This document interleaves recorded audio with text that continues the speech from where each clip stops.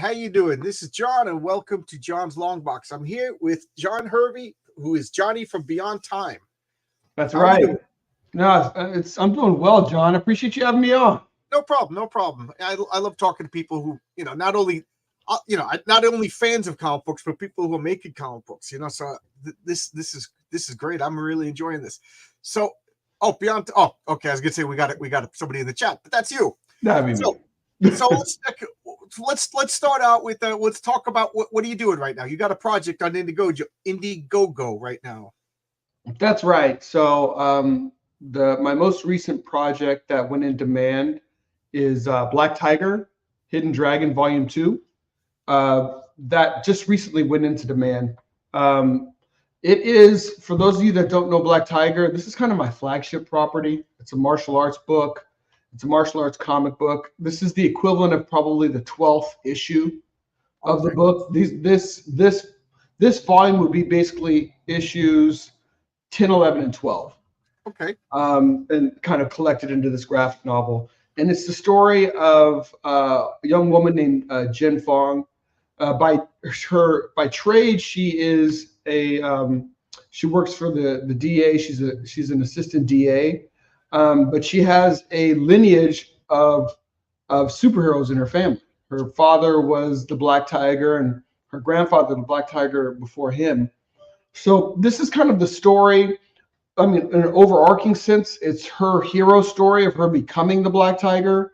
So at this point in the story, she has the power, but she is solving a couple of mysteries. She's solving the mystery of her father, who was the Black Tiger, who was killed in action, and posthumously he was defamed both as the Black Tiger and as a police officer. Oh, okay. It was a very pointed kind of a personal attack. So she's figuring out who did that, and those forces are now coming after her, and she's also figuring out her powers. So it's a fun story. It's a fun story, kind of becoming, becoming a hero, having to step up. And kind of dealing with some of the harsh realities, that come along with it as well. So, this is a story. Like I said, this is my flagship property. So, the line artist Rod Looper, he and I've been working on this for over 20 years. Oh wow! Yeah, we've been working on this. You said this is a collection. So, did you have like single issues, and now you're binding them together? Initially, I started off with single issues. This was way back in the day when, I met Rod through a forum called Digital Webbing, probably back in 2003. So we started off initially by publishing via Diamond, via floppies. Great experience, but honestly, just as an independent creator, it just you couldn't get the critical mass to make that a viable business model. And then on top of that, you're probably making 33 cents on the dollar on your cover, and you're also paying for everything. So I mean, you're making 33 cents on the dollar on your cover, and you're paying for your printing, shipping the books to one of Diamond's warehouses. You're paying to also get solicited in the Diamond previews. So the numbers just didn't work. It wasn't a model that worked. I didn't quite understand. So you said for every dollar you made 33 cents, or no? So let's say for every dollar on your cover price. So because you're the way kind of it works is you're selling via Diamond. So Diamond is the one that actually gets paid by the stores, and then Diamond, pays you subsequently after selling to the stores. So in terms of units, you're probably making 33 cents on the dollar on the things that go into the stores. I gotcha. Okay. Yeah. That's I'm working on my own comic now, and I would just love to go through the direct market and walk into a comic book store and see my comic sit there next to whatever. I would love that, but is it viable? I don't know. That's why I'm asking. You know what? I think there are other methods. I think there are folks that maybe, you have a couple of options, right? You can do it yourself, just Right. like I did. I don't know what kind of those ratios look like now. I'm not too. So that was a couple of decades ago when I did that with Diamond. So I'm not too sure what your, how much you would make off of your cover, or how many cents per dollar of your cover price you would actually make in selling. But I'd have to see what the terms are, but I know that there are also folks that have been having success in putting other publishing deals together. So working with other publishers just to mitigate some of their risk. But the good thing about the crowdfunding is the way I look at that is, if you go to the direct market after crowdfunding, it's just kind of almost like gravy at that point. I mean, yeah, you're gonna have to ship the books, but you've already produced the books. Right. And that's your heaviest expense is production, is working with your, especially someone like myself who's a creator and a writer, but I have to pay for line art. I have to pay for. I just write. I'm colors. paying for everything else. Yeah. Yeah. So in that regard, I still think I think it's a viable means to get maybe a little bit of an additional touch, and more likely to do is you're just going to broaden your base of folks that see you. So you're doing that more for it's almost like a marketing. You're doing that almost more just to get more eyeballs, and you'll probably make something, but not a lot, especially if you've already paid for your production. But if you're doing that as your sole means of getting your book out there, you're probably, that's probably going to be something that you come out of pocket. That's what I was thinking of. Is I'm going to debut my comic on Fund My Comic. That's the only one I really trust not to screw me over, and so that's going to come out.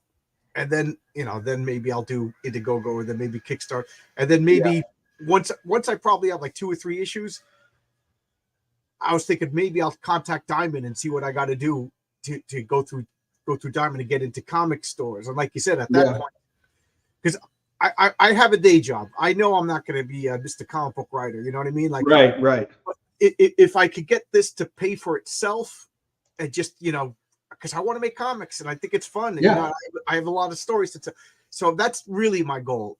So if I could get into Diamond and get into comic book stores, and I'm not, and again, it's paying for itself, that would just be a dream come true. Absolutely. I think getting into Diamond is definitely viable.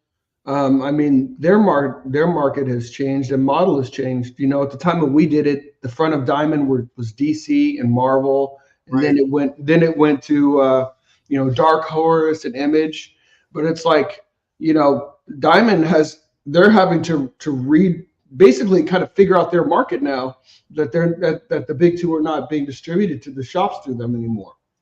So absolutely, I think the question just becomes their model, and that I don't know anymore. I don't know what their current model is. I don't know. Yeah, it's still hypothetical, but it's good to talk to you, because it's something I never said out loud before, of like, it would be fun, and everything that's going on right now in the comic book world, I just have to laugh, like, oh, don't you care about the direct market? And I'm like, yeah, I do care about the direct market, but didn't you guys like stop Richard Meyer and get him canceled and create Comicsgate? You know what I mean? So it's like, you guys don't, we just want to make comics, and That's I wouldn't it. be doing crowdfunding if it wasn't for Mark Waid. You know what I mean? Mark Waid, you this is your baby. We're your baby, Mark.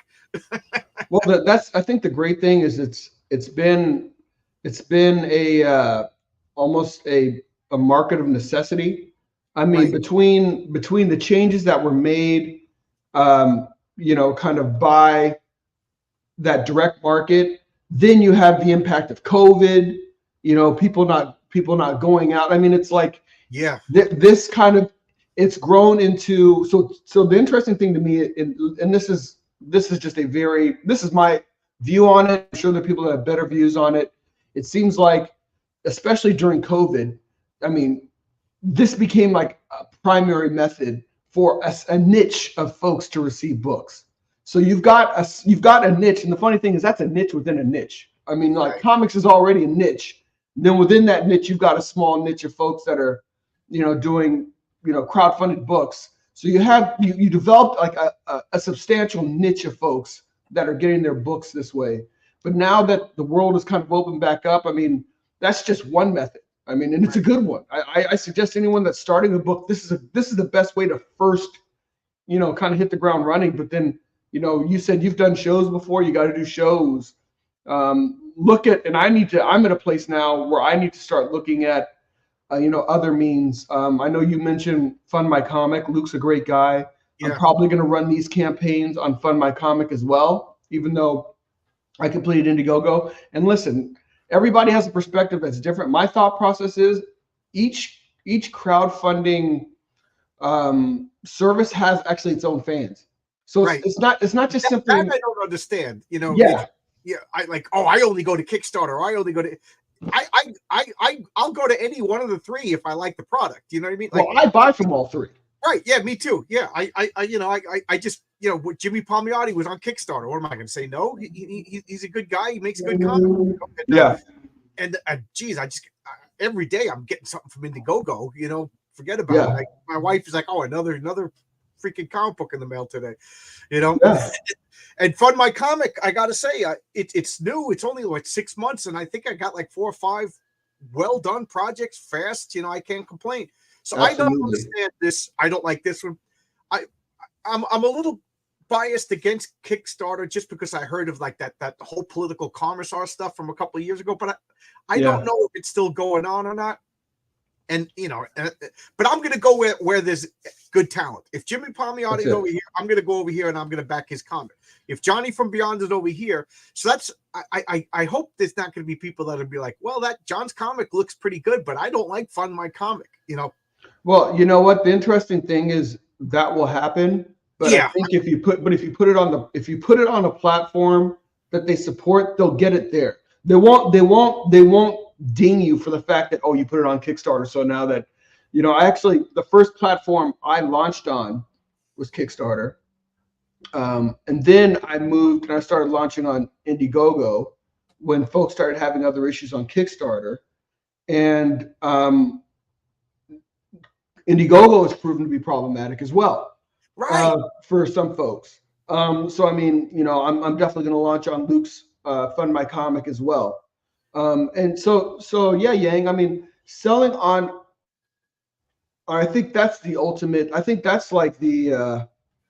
That's the promised land. That's where you want to ultimately get to. Selling on your own website. Yeah, you cut out for a second. Yeah, I agree. Like the Ripperverse and Eric July and I think Sean Davis does his own website now.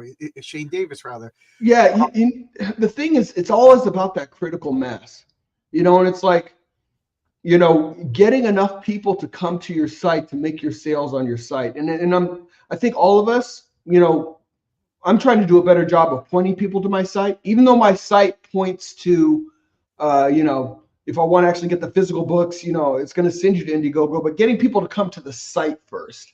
I think that's ultimately where we all want to go, because then whether a platform isn't behaving, people always know where to go. They know to go to your website. So I agree absolutely with Yang that I think the ultimate objective, but my question is, I'm not too sure exactly the best way to get to that. I mean, I was kind of thinking that, like, man, it would be nice to have, kind of, almost like an image of crowdfunded books, because you can go to like an image site. And I know there've been some attempts to put something like that together.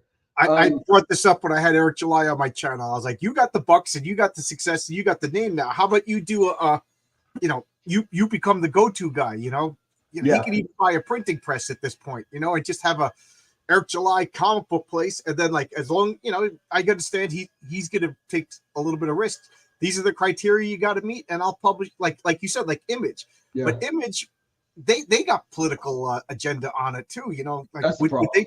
If let's just say I'm successful, I'm up to 4 issues. Would I be able to go to Image and be like, these are my 4 issues? Can I do like a direct market through Image? Would they even look at me? Because, I talked to Ethan Van Sciver and Eric July. I think the challenge is people are they're looking at your interactions and they're not deciding based on the merit of your property. Exactly. That's my point. That's one way or the other. So they'll look and they'll say, like, you may have just said hi, to EVS, you know, or I've seen folks that just said it just agreed with something, you know, just agreed with something. Yeah, that's a good point. Or hey, you know, congratulations. We're going to have a talk later on at 8:30 today. So, geez, I'm going to say more than hi. I'll probably, you know, at the end of the day, you know, for I think for the majority of us just want to read awesome comics and make awesome comics. Right. And EVS is an amazing creator. You know, and that's what I'm in it for. You know, at the end of the day, and you know, this whole thing about ideology. I mean, we can all find something to divide on. None of us think 100% the same. That cute girl at the McDonald's probably has politics that I disagree with, but I still want a Big Mac. Exactly. It's like instead of trying to find what divides us, I mean, at the end of the day, we're all unified in comics. And that's really all. That's really all that matters. I'm being flippant and joking around, but you're absolutely 100%. We're all comic book fans, you know. So, and I know for a fact that I've had people on my channel that whose politics are diametrically opposed, but we got along. Why? Because we talked comic books. We both love comic books. We talked, you know, we geeked out about Jack Kirby. You know, that's. I just want to say hello to Grey Wolf Graphics. How you doing? I don't think I've seen your name before. And I wanted to address this.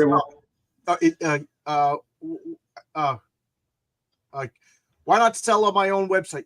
You know, when I launched my channel, I didn't think I was going to make a comic book. Now I'm making a comic book, and I didn't know about Fund My Comic until somebody else brought it to my attention. So who knows? Baby steps. You know, if it's successful, maybe a year from now, you know, we'll have John's Long Box, and you could come and click in, get my comic books and T-shirts, and Johnny Beyond could have come over, whatever. But and then somebody said they didn't get the Marcus didn't get the alert lesson. You know, I have my iPad right here. I didn't get the alert for my own channel, so everybody check to see if you still had that button.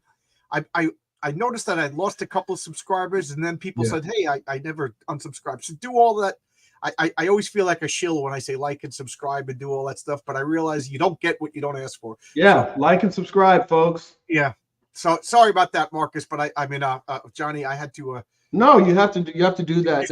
And there's other things at play that we don't have our finger totally on, like the different algorithms and how these things work. I mean, it seems like magically people find themselves unsubscribed to things, or or it's like. The shadow. It's like, hey, I don't get any of your messages. Right. I'm like, wow, this guy hasn't made a video in a long time. And then I check, I'm not even subscribed anymore. And he made like 13 videos that I haven't watched. I'm like, oh man, So I don't know. It's funny because my phone's in my pocket all the time, and then at lunchtime I'll check my phone, and I called this guy, I unsubscribed to this, I clicked this video that's been running in my pocket. So sometimes I think I do it to myself. You've got like you got Casper over there doing your subscription. Yesterday I actually joined the live stream accidentally. I got a link in a group chat, and I must have hit it without thinking about it and joined a live chat from a phone in my pocket. I was like, sorry about that. Yeah. No, that's the beauty. That's the beauty of technology. I know. So you I want to talk about. Oh, Marcus reads my mind. He's the best moderator ever in the world. Marcus, thank you. I don't say Marcus. Enough. But I was just about to say, tell me more about Black Tiger Hidden Dragon, Volume 2. Yeah. So for this those is of you, kung fu superhero. It is martial arts. Nice. I mean, the beauty of comics is you get to take all the different genres and elements that you love, and you can roll them up into a project. Yep. I'm a lover of that chocolate and peanut butter mixed together. Absolutely. And that's how you find out that peanut butter and popcorn work together. Yeah. And that's actually true. That's a story that I'll have to tell another time. One of my old roommates, one of my oldest friends, we lived together, and we were very short on cash, and we actually found out that peanut butter and popcorn actually makes for a great meal. But in college, there was a 7-Eleven on the corner, and they had $1.09 frozen pizzas. Oh, and it was just enough to fill you up for $1.09. So we had emergency pizzas when we were broke. Absolutely. And things got so bad that we were coming to fist fights over $1.09 pizzas. Those of you who've never been to college do not understand the struggles. You do not understand.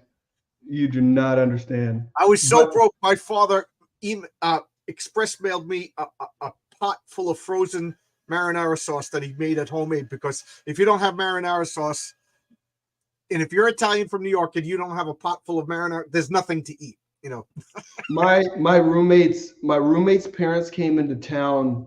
I think it was around April of one year, and they took us to all you can eat Mongolian barbecue. Oh, that sounds awesome. My roommate and I ate so much, he puked, and I was sick for. I mean, like, I guess we thought we were camels. We're like, we've got food. I had like, we each had like four bowls of like all you can eat Mongolian barbecue. Yeah. That by the way, that didn't work. I've never been. There's a Mongolian barbecue place right in Queens that I drove by for years. Now I don't live in Queens anymore. I'm like, I think I'm gonna go there. You know, now that I'm 60 miles away. Right, exactly. Now it's gonna be like a whole excursion for you to go there. It's worth trying at least once. So, John, first off, great name, John. Where do you live? Absolutely. In Houston. I was actually born. Okay. I was born in Los Angeles. Family and I, we moved out here in 2019. So in Houston. And the next question I got to ask, you said you've been making these comics for like 2 decades. You look like you're only 20 years old. So how the hell have you been making comics since you were in diapers? You know what? I think I just have a really good, I think my camera is giving me probably more love than it deserves. I am 53. You're 53. Holy. Yeah, brother. A bad word. Holy. I just turned 55 last week. Hey, congratulations, man. Oh my God, they're not joking when they say black don't crack. Black don't crack, brother. But I'll tell you what does. The knees, the back, the ankles, all that stuff cracks like crazy. What is your day job? I'm a banker. Okay. So I don't work in anything related to comic book writing, but I've had gigs in writing before. So you know, for me, I realized that, you know, it's something that I love. I worked for a while at Motown, had an animation and comics division back in the mid 90s. I worked there. That's kind of when I figured out that like I love comics, but it can't be my primary source of income. Yeah.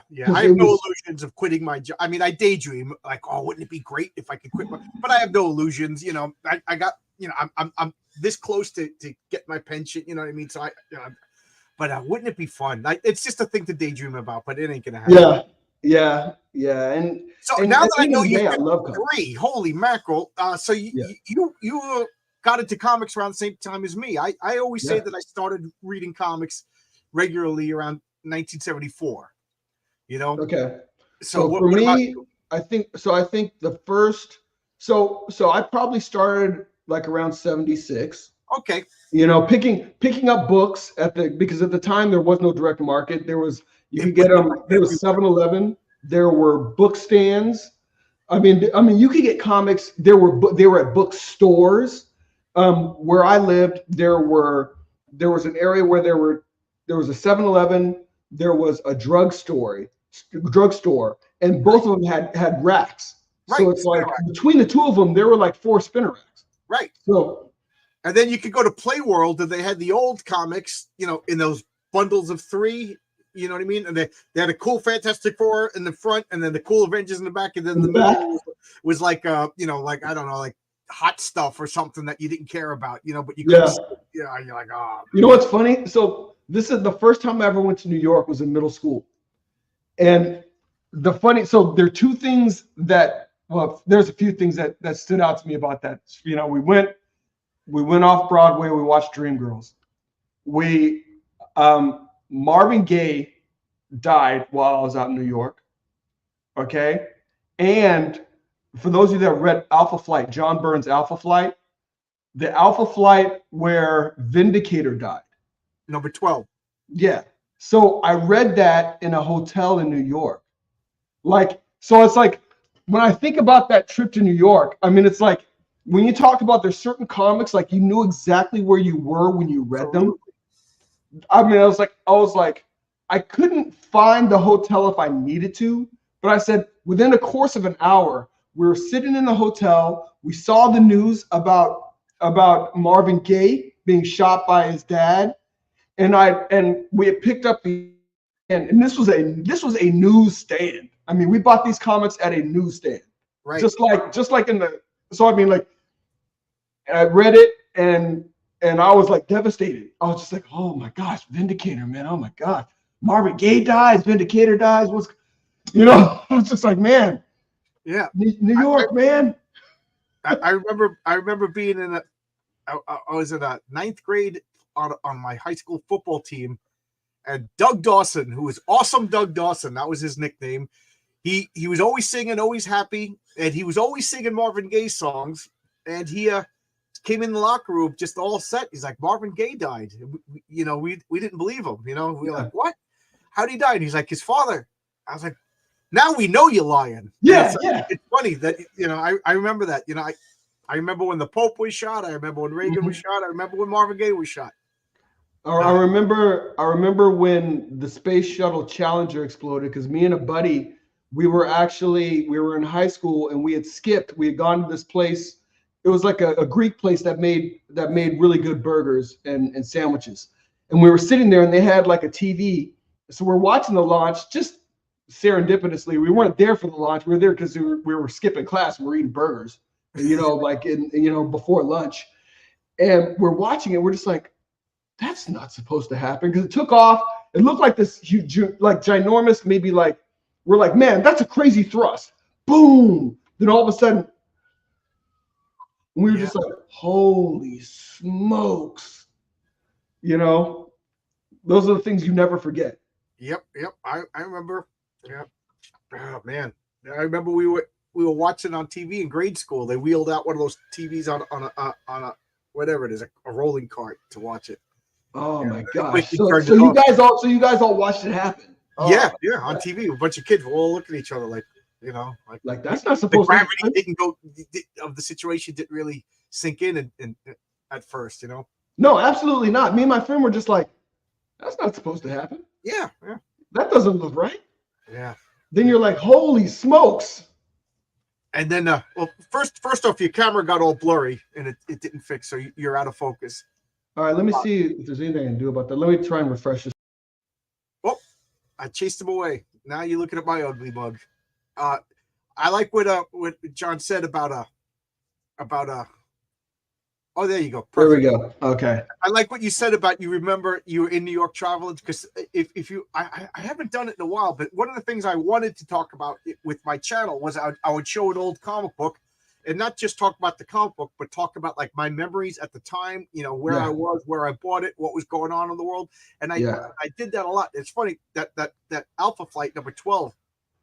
I remember my friend Sean and we went and we bought a bunch of comics, and we were sitting in my living room of my house reading, and he finished first, and he was just looking at me because we were just, we're kids, we're reading comic books. What do you do?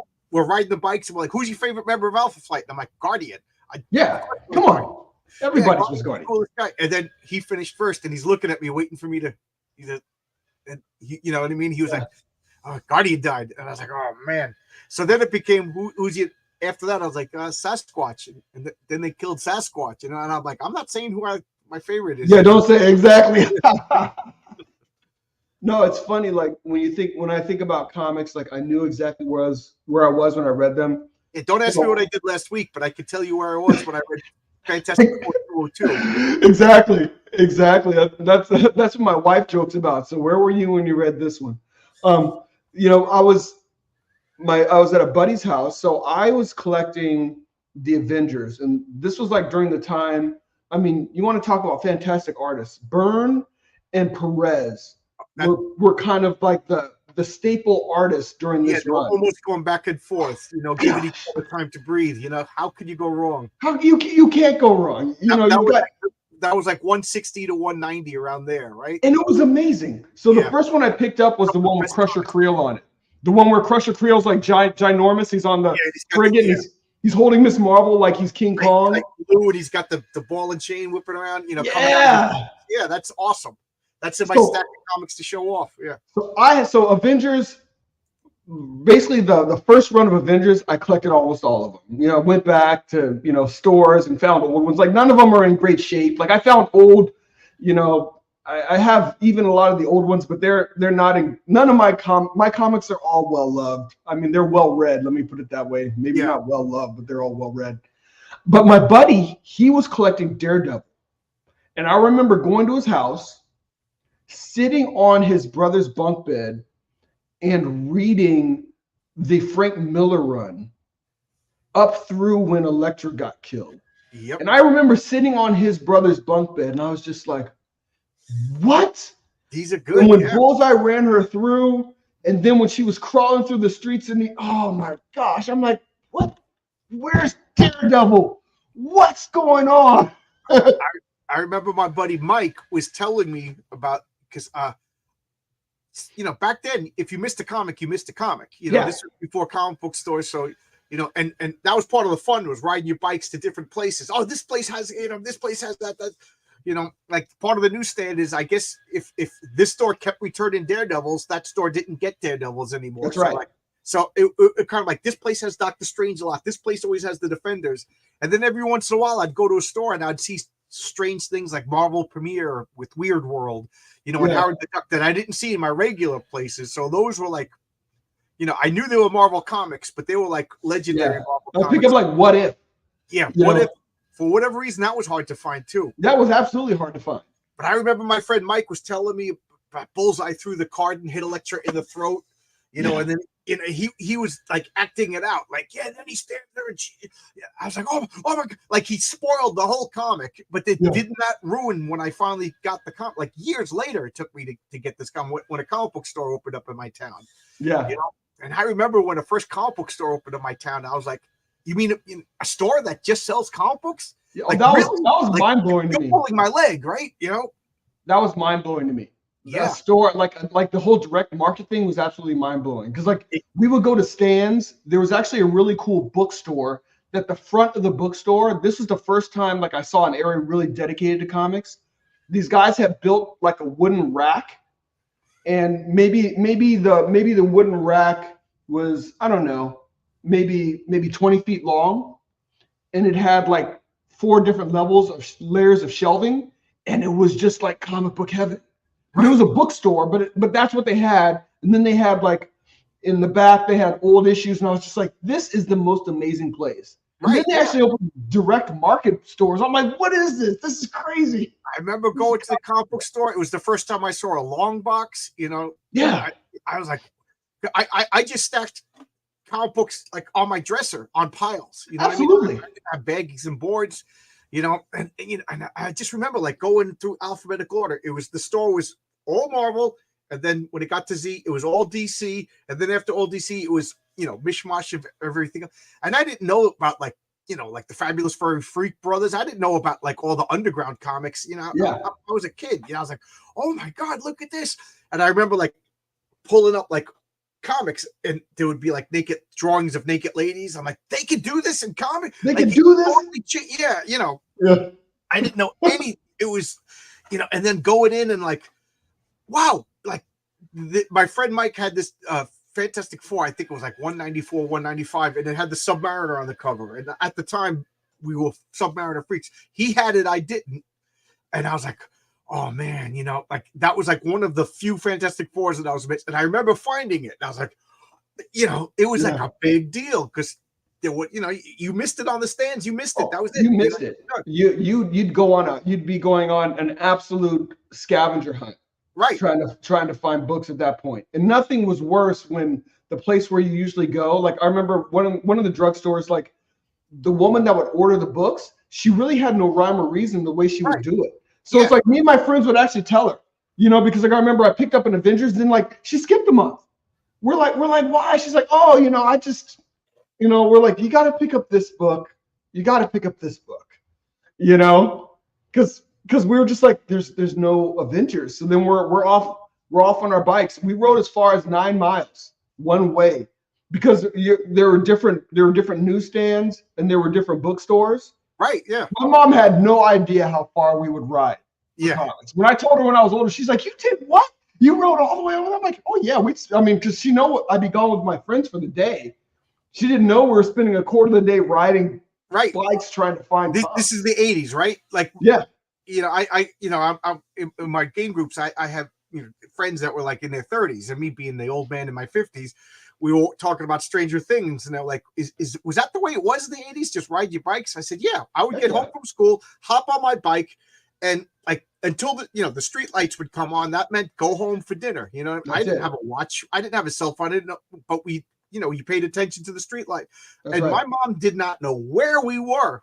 No. I was on bike. So like, I wasn't allowed to take mass transit, and I would go and hop on a bus, go to like 2 towns over, because I knew that drugstore had comics that like Son of Satan comics. Those weren't over here. You know what I mean? Like, yeah, go get this, and then I would come home with comics. My mom didn't know where I went.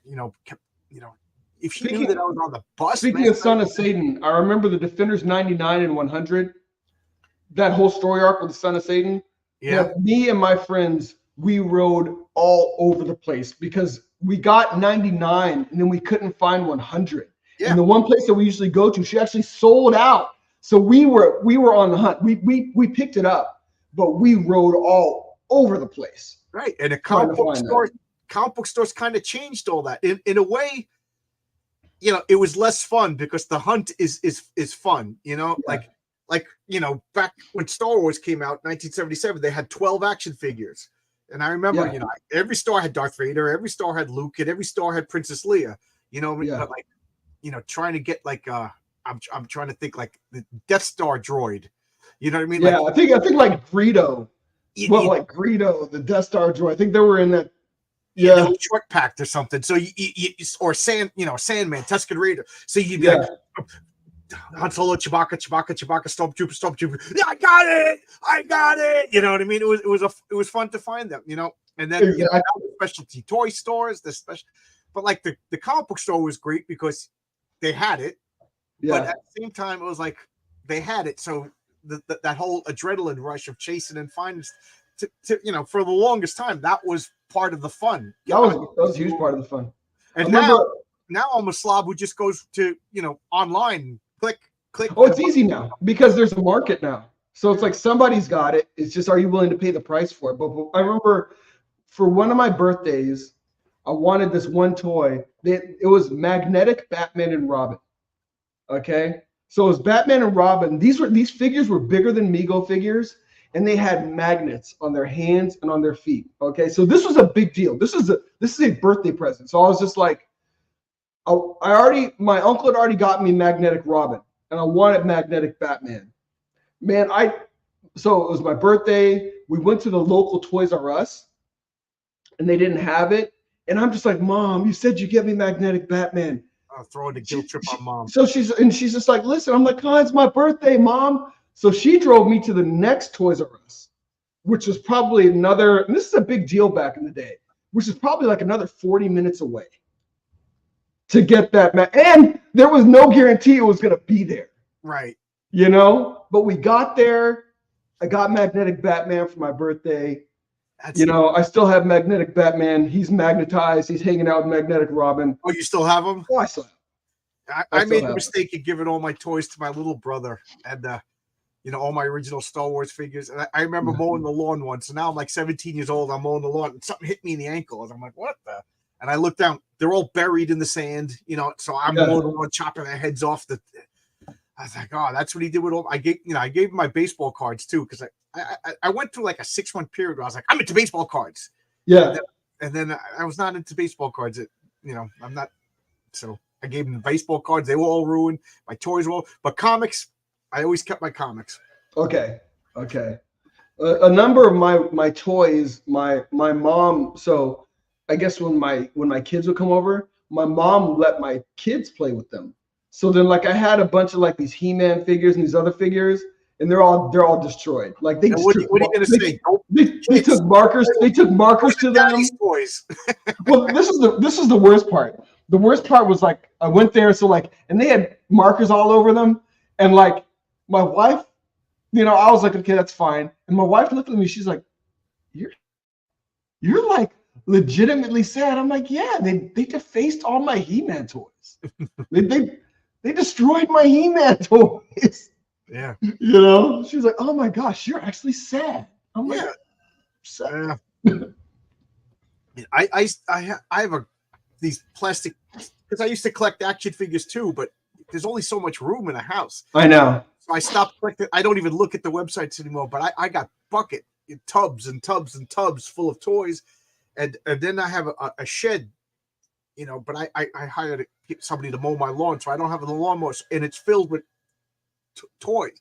And I'm really thinking, like, I'm gonna either do two things, and it depends on how lazy I get. I'm either gonna turn the shed into a toy display, 'cause the shed's just empty except for a couple of toy bins. So I'm thinking, like, I'll just put up some shelves and line up all the toys, like it's action figures, little Marvel Legends and stuff. Yeah. Or just sell them. There's a retro toy place that'll buy them. So I don't know. I was thinking about doing that as well. It's funny. There's in the area where I live, there's a house. So like last night, I was bringing my son back from his basketball practice, and there's this one house that's kind of around a little corner in the cul-de-sac, and like this guy has a room full of toys up on his second story, and like what he'll do at night is he'll light it up, and like I'll slow down and I'll be looking at my wife's like, that's creepy. Stop. Just drive. I'm like, yeah, but look at those toys. But he does it for people to watch. Absolutely. I mean? It's like Christmas lights, but it's like year round. It's toys. I'm like, those are, And she's like, no, we're not doing that. I'm like, I'm too lazy to do that anyway. I have a number of toys that I've got, like yourself. I got to make a decision. It's like I probably need to sell them and let somebody that's going to display them and do something with them. They've been boxed up for 3 years now, so at this point, whatever. But I'm sure you and your wife do the same thing. You fantasize, what would you do if you won the lottery? Yeah. Like, this house has been good to me. I don't want to move, but I think we dormer it, because my wife jokes that because she works from home, so she has a bedroom that's her office. But we dormer it, and what she wants the roof to be really high, so she would have a spiral staircase, everything like that. And then in the front room, I would just have like a toy room that nobody could get to, except from your little spiral, go up and go up and yeah. So that's that would be cool. We don't want to cure the disease or anything like that. We want to make room for our toys. That's at least you're being honest, man. Yeah. That's the truth. I don't know. I gotta go. I haven't even looked at them in a year. They could all be destroyed from the humidity and the weather of being in the shed. I don't know. Oh, that's true. So they've been in there for about a year or so. At least you didn't put your books in there, because your books would definitely be suffering if they were in the shed. No, my comics are right behind me. There's a comic book room. Yeah. I don't know if I'm trying to find the picture of my comic books. I show this picture at every chance, anytime anybody mentions it. Let's see. This is my favorite thing in the world. Let me see. Share screen. Okay, don't show that again. Yeah, that's my comic book room. That's awesome. Yeah, that's like Indiana Jones style. Yeah, that's what people always say. One of these boxes, the Ark of the Covenant is hiding in. Yeah, exactly. But I love, I talk about this probably too much, but I built the basement and I sectioned off a third of the basement just to make a room for comic books. And I'll never forget when it was done and I organized everything. And I'm like, I have a comic book room, That's so let me awesome. ask you then. I read something about a year ago that said that men are the happiest in their 50s. And now I'm 55, and I'm like, I remember reading that. I was probably in my 40s. I was like, that's nonsense. Now I'm 55. I'm like, I'm the happiest I've ever been. I got a nice house. I got a comic book channel. I'm making a comic book. I got a comic book room. I'm talking to guys like you on the internet. How do you feel? You're 53. What do you think? I am. I've got, I think there's a certain amount that you've kind of, you figured some things out. You kind of settled into your life, and you figured out what really is important and what isn't. Right. I've got 3 kids. Yang wanted me to say their ages, 17, 14, and 10. So I'm an old dad. But I have contentment. I think, I think when you're younger, you have a different level of ambition. You know, at this, and it's like at this point, it's more about contentment for me. Yeah. You know, and I know the things that I enjoy. You know, my wife knows my quirkiness. You know, she Is she a knows comic that book person too? she's not a big comic book person, but she appreciates it. Like she'll go to cons with me and stuff like that. I mean, she knows that's what I do. I love comics. Is she like into Star Wars or Harry Potter or anything nerdy? So she and I had a lot of fun. This is, I mean, when we met decades ago, I mean, one of the things we would do is we would go, because we were in LA, like when a new Harry Potter book would come out, we would go to Vegas and we would go, we'd sit at, like, this is when you could just go to a buffet. We literally sit at a buffet and read the book. We'd go up for a weekend. We'd sit at a buffet, and usually, like the way the buffets worked, if you sat there, they'd serve you all day. Wow. You know, they'd serve, you know, from lunch to, and we'd sit there, bring our new Harry Potter book, read it, enjoy it, eat a couple of meals, have a good time, and then go do something else, maybe go bowl or go hang out. So I mean, we've always kind of enjoyed like nerdery together, you know, like Harry Potter. You know, we enjoy watching, you know, kind of movies and TV shows together. Yeah, that's kind of how we kind of relax. My sisters and my Yeah, sister. she's my editor. Oh yeah, she's Yang. Yeah, I take it you and Yang know each other pretty well. yeah, he's a good brother. Yeah, I was on his channel a couple weeks ago. He's a lot of fun. Absolutely. My sisters and my sister-in-law were busting my wife's chops once. Oh, John's building a comic book room, and she just looked at him. She's like, "Yeah," and that comic collection's worth over $1 million, and we could sell it when he retires. She goes, "Your husbands are all into drinking." Yeah, exactly. They pissed it away. They were just like, "Whoa!" My family, you got to be able to take a roast, you know. Yeah, yeah. No, they literally pissed it away. Yep. Just want to say hello to Agent Zero. He's Hey, got a Agent Zero. Chrome Dog. Is Chrome Dog still active? Because that's on Fun My Comic, and I think it's just about to ship. Hey, good. How you doing? Good to see you here. And Marcus, 40 long boxes is a lot. Don't sell you. You know, that's one of the things. Don't stuck. If you could compare yourself to everybody else, you're always gonna. You know, there's always a bigger fish, to quote philosophic master Qui-Gon Jinn, right? Yeah, absolutely. Yeah, absolutely. That's still formidable. That's formidable. Yeah, 40 long boxes is probably in the top 1% of all comic book collectors in the world, right? Yeah, I would think so. Yeah, I used to joke that I have the world's largest personal comic book collection. You know, for a guy who doesn't have a business. Yeah. You know, prove me wrong, and so far nobody's been able to prove me wrong. How many boxes do you have? Close to. I'm going to say 170. Okay. I'm recording because my database my hard drive crashed and I lost my database. Ooh. So as I'm I got a scanner. I'm scanning the barcodes, putting them in, and then I'm making a video of each box. So okay, it's probably gonna take me like the rest of the year to finish. I'm not talking till January. I'm talking, till August to finish doing this, because just lifting those boxes after work is heavy. Oh man, Dog is definitely still live and accepting backers until January 1st. That's at Fun My Comic. At Fun My Comic, you can get. I'll look into that. Yeah, he's a good guy. You know, yeah. Nice. So tell me more. We started talking about your comic, and then my crazy mind got distracted by something. We were talking about peanut butter and chocolate, and then we just never got back to it. So Black Tiger, Hidden Dragon, Volume 2. Is Volume 1 still available? Yeah. So kind of the naming and the numbering is a little bit tricky. The first installment is actually Black Tiger, Legacy of Fury, and that's one complete story arc of 6 issues. So you'd want to get Legacy of Fury first, then you'd want to get Black Tiger, Hidden Dragon Volume 1, which is basically the next 3 issues, and then you'd want to get Black Tiger, Hidden Dragon Volume 2, which are the last 3 issues of the Hidden Dragon story arc. So you'd end up with 2 6-issue story arcs. Cool. If you do it that way. Cool. Are your kids into comics?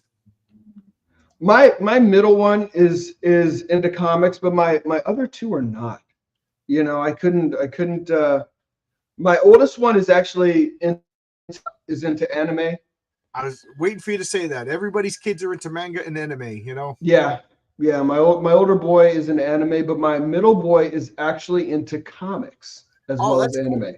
So, you know, I've been able to share with him some awesome books. You have a comic collection, I assume. Oh yeah, Yeah. oh yeah. Not So, as formidable as yours, but I've got a good comic book collection. yeah, just don't let them do what they did to you, He-Man. You know, No, no, that I preserved that. That I did not allow them to touch.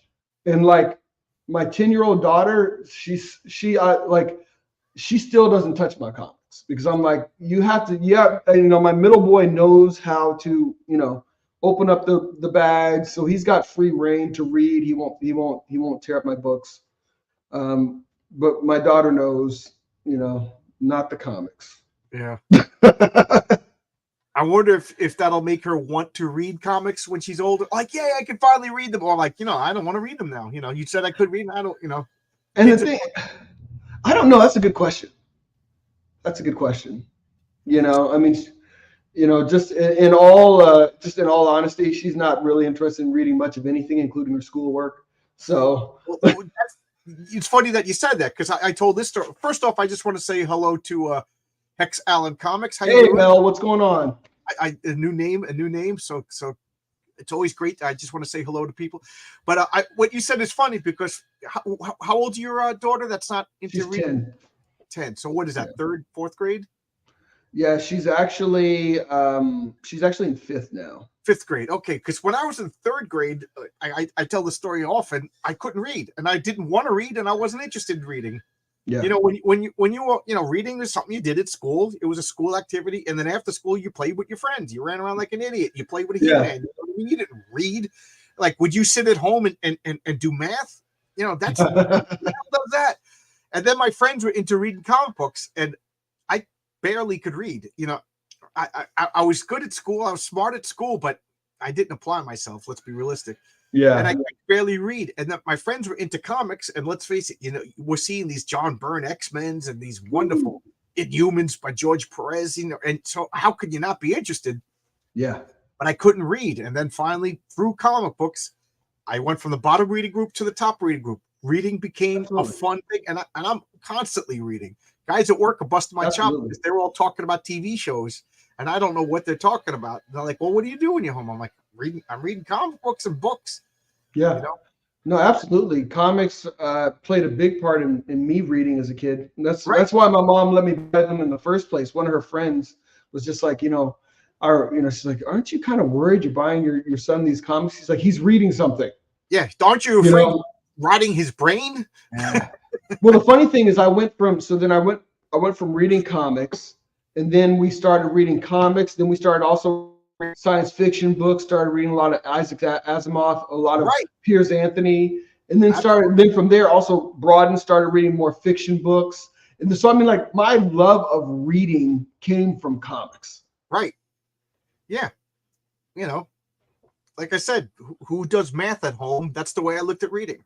You know, the teachers will bust my chops for reading, but I'm home now. They're not here to bust my chops anymore. I'm gonna play with my friends. You know, I'm gonna play with my Star Wars toys. You know, exactly. So let me ask you now. You're 53. Did you read manga growing up? There were a couple of books that I read. I picked up. There was a book called Sanctuary. Okay. This isn't like. So this is all manga that it has a little bit more of a Western influence. So I read Crying Freeman. I read Sanctuary. And these were really buddies of mine that knew me that said, "Hey, man, you got to check these books out." And they just had really solid storylines. I mean, very adult comics. You know, so I mean, but the preponderance of the stuff I have always read has always been just American comics. Yeah, because that's what I like. That's what I like. We would, you know, manga didn't really hit it until like after our tastes were fully developed. You know. Yeah. I mean? So that's not my go-to. You know? My nieces and nephews, Oh my they'll gosh. read manga, but they won't read comics. Yeah. And, Yeah. My kids, they've been reading and picking up like Demon Slayer and One Piece and all these different things. And like, I mean, I can see why people It's good. like them. It's good. It's good. It's just a different sensibility. That's all. Right. It's just. I'm like that's just that to me. That's the equivalent. That would be like a second or third language. It's not a bad thing, but that's not my first language. I mean, Right. comics are my first language. American comics. Your comic, Black Tiger is what would you compare it to? Like, is it like, would you say it's like 70s, 80s, 90s, or is it? I'd say it's 80s. Okay. I mean, but it has influences from all those. But I'd say really, if there's a lot of 80s. I mean, there's so much Byrne influence in everything that I do. Oh man, I got it. I'm sad to say I never picked up your comic because there's just so much out there. That's the hard thing. So now I got to look. You're saying all the right things. It's 80s Byrne influence. Forget about it. I'll be ordering this as soon as we're done talking. Yeah, that's my comic. I'm trying to recapture the glory of the 80s comics from my youth. You know what I mean? Absolutely. Yeah, they were so good. I mean, those books were so good. I mean, I just reread. I couldn't read my individual issues of Fantastic Four run because they're turning into like parchment. So I bought the Visionaries, basically the series for the John Byrne run of the Fantastic Four. Just reread that. Just rereading things that were like kind of seminal. I bought because I have the original Marv Wolfman George Perez Crisis. So I got that when it was coming out. Yeah. But those are so worn too. So I bought a graphic novel of it so I can reread that. It's just my books are kind of in a place now where it's like I got to keep them like hermetically sealed, and so it's like when I want to read them now, I'm having to buy reprints. Houston's pretty humid, if I remember correctly, right? Oh, brother. Yeah. It's humid. Yeah, I don't like humid. Yeah. Yeah. Well, then Houston won't be your spot because, I mean, right now it's cold, but our winter is probably 3 months. And I mean, we have 6+ months of summer. Yeah. Like legit summer. I mean, I know I lived when I was in grad school. I was in Massachusetts, so I mean, I know what it's like to have 4 seasons. It's like it's humid in the summer, but then you have like the spring and the fall and the winter. We don't really have there's not much spring and fall here. You know what I mean? It's cold. Houston, and it was like getting, we get out of the car, you're like, oh, your shirt sticking. I don't like the humid. I went to New Orleans to visit, from that same trip, and I'm like, get me out of here. I don't care how much fun we can have, but I just don't like this. I don't like this wet. And man, it was just whatever. And I lived in Albuquerque for 7 years, and it was hot and dry. I like that. Dry. That's dry. I like hot and dry. So I was looking at Vegas to retire to, but whatever. Yeah, that's definitely hot and dry. And coming from California, historically, that's been like a drier heat. The one thing I've liked about coming to Houston, it's like I never realized how dry my skin was until I moved out here. Because like now when I go back and visit my family in California, I'm like, man, everything's dry. My lips are dry. My face is dry. My hands are dry. And it's like, oh, yeah, well, I remember living in Albuquerque, and I was like, the air is so thin. It was, I felt like I couldn't catch my breath. Yeah. And then when I moved back to New York, I felt like I was breathing soup. The air was so thick, Yeah. Yeah. I don't know. Where in California? You said Los Angeles, right? Yes, sir. Yeah. Yeah. So what caused you to move? Some of it was just my wife's mother had passed and my mother had passed. My parents had both passed, and I think it was just one of those season changes. You know what I mean? We're just like, you know what? If we're gonna do it, and it was my oldest was now in middle school, so it's like if we're gonna do it, we want to do it before he hits high school. Right. So it was just one of those things. That's funny. Mark said his son went to UCLA. My wife went to UCLA, and I went to USC. So I always say that she's my community service project. But yeah, I mean, it's been great out here. I really enjoy Houston. It's been great for my family too. You know, Yeah. I think, and that was the big thing too. I think just from, I mean, when you put weather aside, I mean, all the nonsense that's going on in the schools and just all the nonsense that's happening in California. I mean, I was just like, it's too much. Yeah. It was just too much. Texas was one of the places I was thinking of, but it has to be a state that doesn't tax your pension. You know, unfortunately, Texas still taxes pension. You know, so you know, there's like Tennessee, there's Delaware, there's Nevada, and New Hampshire. So I'm kind of looking at New Hampshire. New Hampshire, yeah. The freedom. I don't mind the cold. You know, once I retire, I'm never going to leave my house.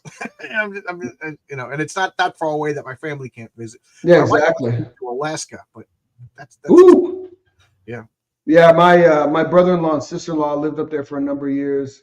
It was actually perfect for them because she's a doctor, and they basically forgave her student loans if she went up there and worked for a number of years. And he's a pilot. The two best things to do in Bush, Alaska. Oh yeah. The medical field and piloting. And he's a great pilot. He works for Allegiance now, but like he lost a number of friends flying up there. I mean, it's treacherous flying in Bush, Alaska. I remember we went out in a Cessna during Christmas. We went up there, and you know, he went to go there. He went to go. Actually, we're flying. We were going to go land near a Yupik Indian village, and he goes down, and he just kind of goes up and keeps going. I'm like, "What's up?" He's like, "The ground is too icy. You know, we can't land there." I'm like, "You know, your judgment. This is your world. Yeah, I'm just here along for the ride." I don't know. I'm you know, I like to host board game stuff, so I was like to my wife, why are we going to move with is the least amount of people? You know. Yeah. I'll set up my board games and have to sit in every seat and take a turn. It's my turn. Yeah. Exactly. You'll be playing all the different. All right, but I have to go because at 8:30 I got to be on RJ's channel. So tell us more about Black Tiger, Hidden Dragon. So, you know, in a nutshell, if you are someone that loves comics, if you love that 80s kind of you know, feel to your stories, the artwork is fantastic. Don't worry, it's not me. It's Rod Looper, who you've probably seen around in circles. He's an amazing artist. You can get, you know, there's a lot of comic book. I want to say that, you know, between all the volumes, you could probably get, I'd say, 250 pages of comic, plus if you get all the volumes. So there's a lot of comics to be had there. And if you like that, there's also a link to our other Indiegogo in-demand project, which is Magna and the Posse. So there's a couple other volumes there. In total, I've produced almost 550 pages of comics. So and it's all within the same world. Oh, awesome. Yeah, I'm looking it up right now. I really like the art.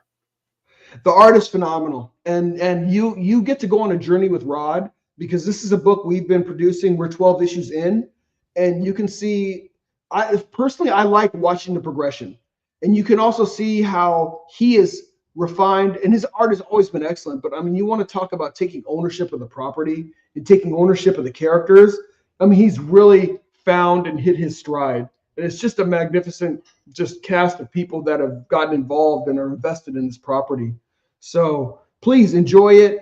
Yeah, it's a love project. So Hidden Dragon Volume 1 Looper Edition.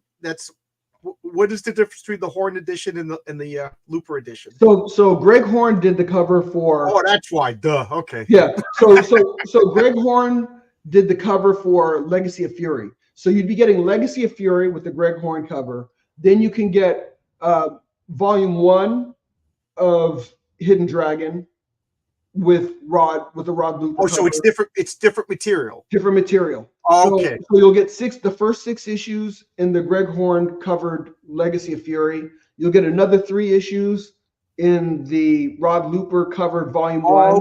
Okay. And then you can pick between Rini or Rod or a gentleman named Eduardo for the cover for Volume 2 of Hidden Dragon. So there's 3 graphic novels. Okay, so to get everything is okay. Cool, that explains everything.